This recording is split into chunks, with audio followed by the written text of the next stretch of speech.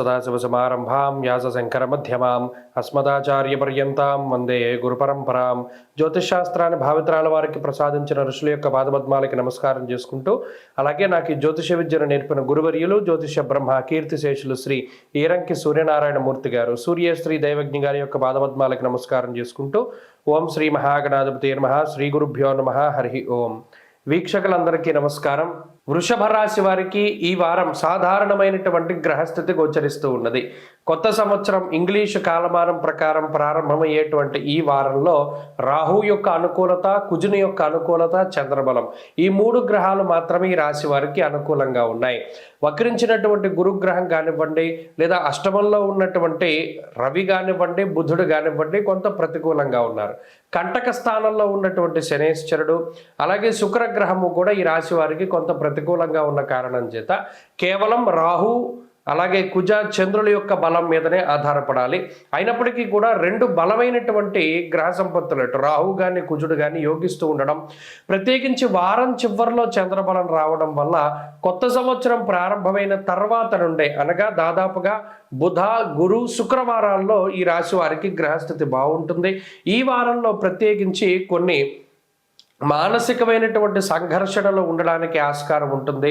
ఏ నిర్ణయం తీసుకోవాలి, ఎటు ప్రయాణం చేయాలి, లేదా మీరు అనుకున్నటువంటి సంఖ్యామానంలో సెలవు దినాలు దొరక్కపోవడం వల్ల కుటుంబ సభ్యులతోటి గడిపేటువంటి అవకాశాలు లేకపోవడము, లేదా పని ఒత్తిడి కొంత అధికంగా ఉండడము, కొంత ప్రత్యేకించి సెలవు దినాల్లో సైతం పనిచేయగలిగేటువంటి పరిస్థితులకి ఈ గ్రహస్థితి కారణమవుతూ ఉన్నది. అందువల్ల ఏంటి అంటే కొంత పని చేసేటప్పుడు కొంత భారంగా ఉంటుంది, ఒత్తిడిగా ఉంటుంది. అయ్యో మనం ఇలా వెళదాం అనుకున్నాం కదా, అక్కడికి వెళ్ళలేకపోయాం, ఈ పని చేద్దాం అనుకున్నాం కదా, చేయలేకపోయాం అనేటువంటి ఒక అసంతృప్తితో కూడి ఉన్నటువంటి వారంగా ఈ వారాన్ని ఈ వృషభ రాశి వారికి చెప్పవచ్చును.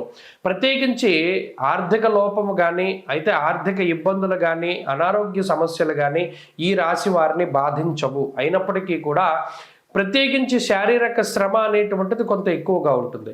చేసిన పనినే మళ్ళీ మళ్ళీ చేస్తూ ఉండవలసి ఉండడం, అలాగే సక్రమంగా ఒక పని ప్రారంభం చేసి దాన్ని ముందుకు తీసుకెడుతూ ఉంటే ఇతరుల ప్రమేయం ద్వారా, మీకు మీరుగా ఇబ్బంది పెట్టుకోకపోయినా ఇతరుల ద్వారా మీరు చేస్తున్నటువంటి పనుల ఆటంకాలు రావడం, లేదా ఇతరుల యొక్క సలహాలు అతిగా ఉండడం ద్వారా ఆ సలహాలని పాటిస్తూ కొంత మిస్లీడ్ అయ్యేటువంటి పరిస్థితులు వృషభ రాశి వారిలో ఉన్నాయి. కాబట్టి కొంత మానసిక సంఘర్షణలు, అసంతృప్తి అనేటువంటిది ఈ వారంలో ప్రధానంగా ఉంటాయి.